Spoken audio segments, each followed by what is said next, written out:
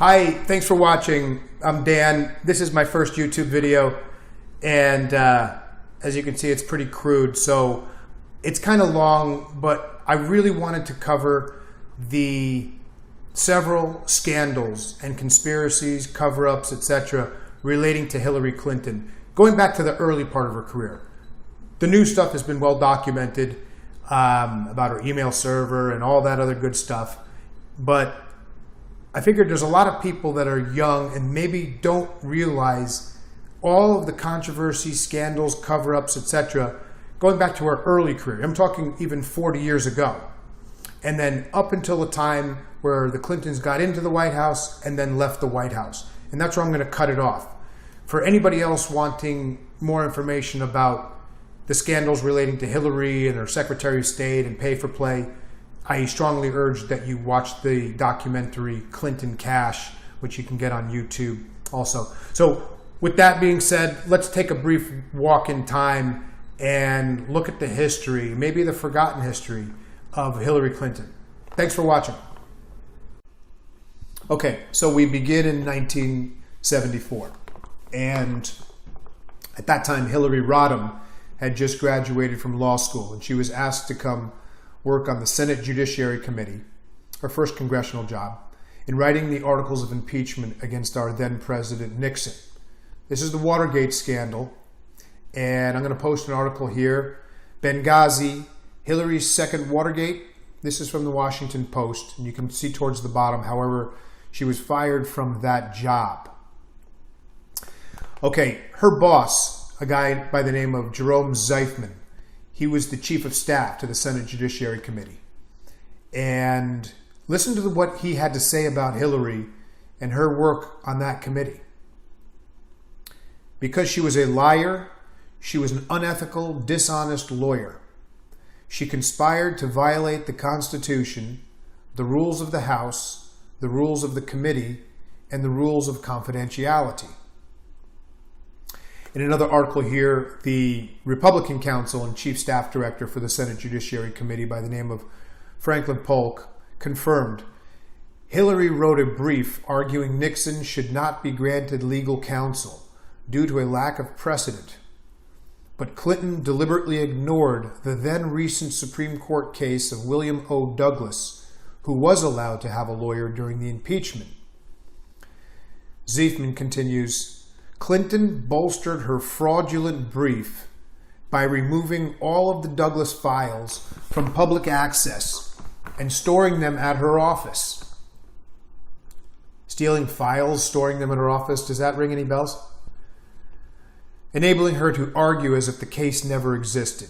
Okay, so what happened here was Hillary was hired on to the Senate Judiciary Committee to help write the articles of impeachment against Nixon. But she had a different agenda.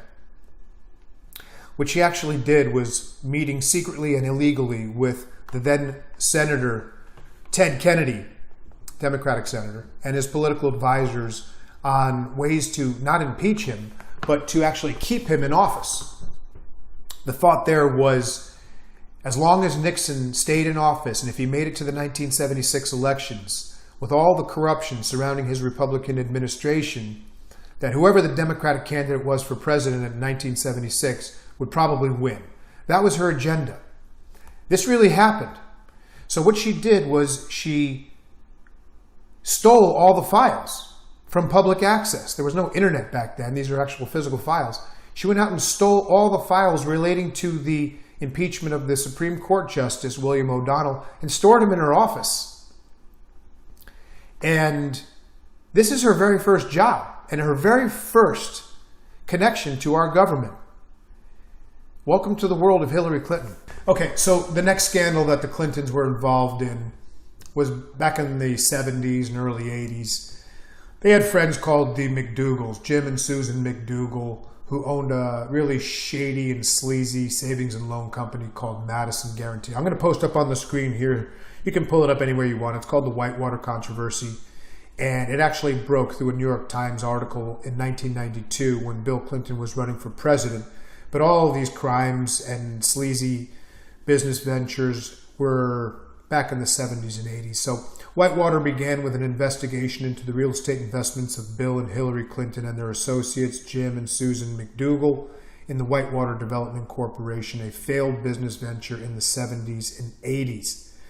Well, I'm going to post up some notes from unredacted versions of the OIC. That's the Office of Independent Counsel for the White House. They're the ones that investigate all corruption and fraud and whatnot within our government.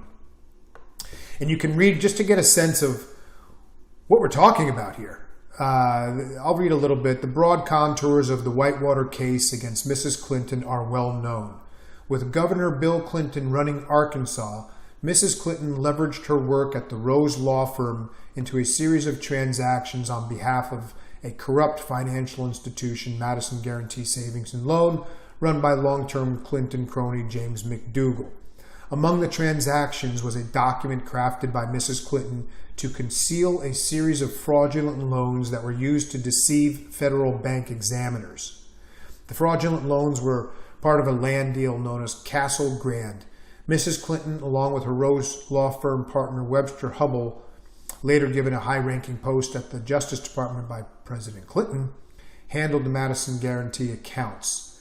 Okay, so this is the OIC's unredacted version of a memo that they're drafting for a criminal case against Mrs. Hillary Clinton. I'll quote from the article here and we'll move on. Here is how we would characterize the case in legal terms of an indictment. The object of the conspiracy was to conceal by unlawful means the true facts relating to Hillary Rodham Clinton's and Webster Lee Hubbell's relationship with Seth Ward, Madison Guarantee Savings and Loan, and Madison Financial Corporation. By concealing these facts, Hillary Rodham Clinton and Webster Lee Hubbell would avoid and evade potential criminal and civil liability, fraudulently secure additional income for the Rose Law Firm, and safeguard the political campaigns of William Jefferson Clinton. What this means in practice is that Hillary Clinton and Hubbell may have been involved in a crime in 1986. When they realized their potential criminal and civil and political exposure, they concealed their activities repeatedly and with great effect. The case would be the story of how that happened. The crime, Castle Grand cross loans, and an option agreement drafted by Mrs. Clinton were used to deceive federal bank examiners. Okay, so it's a complicated story, but basically Bill and Hillary were investing alongside of these sleazy people, the McDougals, who owned a really shady SNL, which was later shut down due to fraud. Much of that fraud was including the Clintons. Hillary was working as the lawyer defending Madison Guarantee against the federal bank examiners in their investigations. The thought was, let's have Hillary represent us and defend us against the state regulators because her husband happens to be the governor of the state. So it gives me a headache. It's just wild to think about this. So the story broke in 1992 when Bill's running for president, and she's actually called in front of a grand jury to testify. Keep in mind, this is the only first lady in history ever to be under a federal investigation.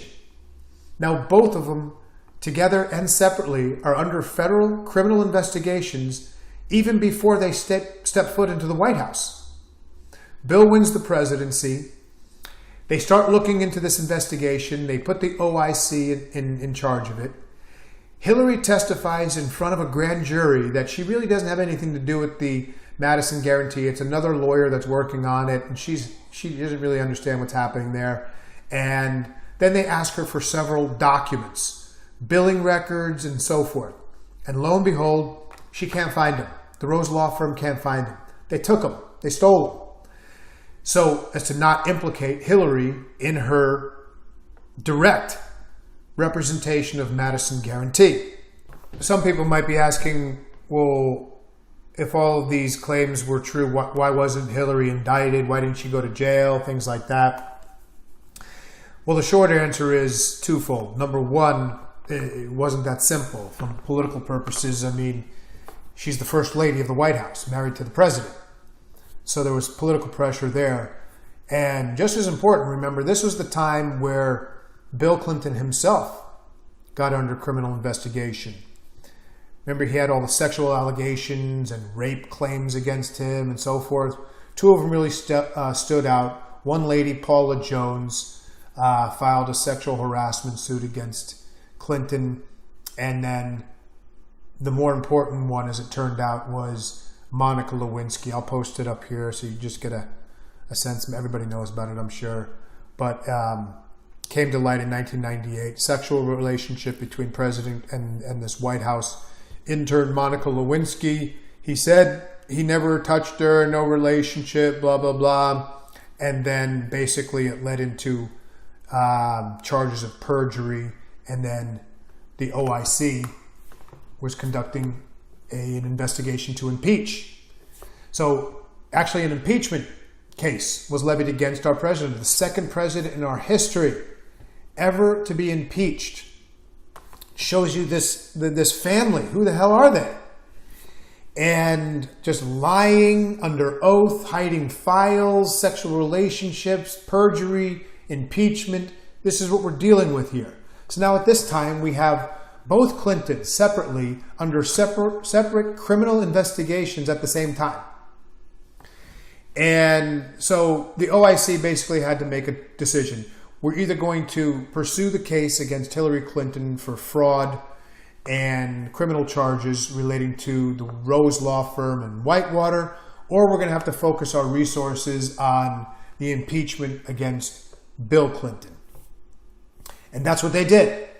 I mean, they only had so many resources. I mean, and these Clintons are involved in so many scandals, they had to actually pick and choose which to go after. So they went after the impeachment of Bill Clinton, and which actually took place.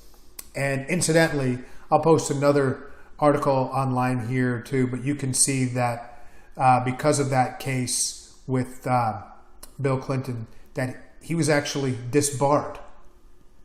His law license was removed from both the Supreme Court and the state of Arkansas. Our president, his law license was removed. He was disbarred. So here we go with the Clintons, and we'll continue.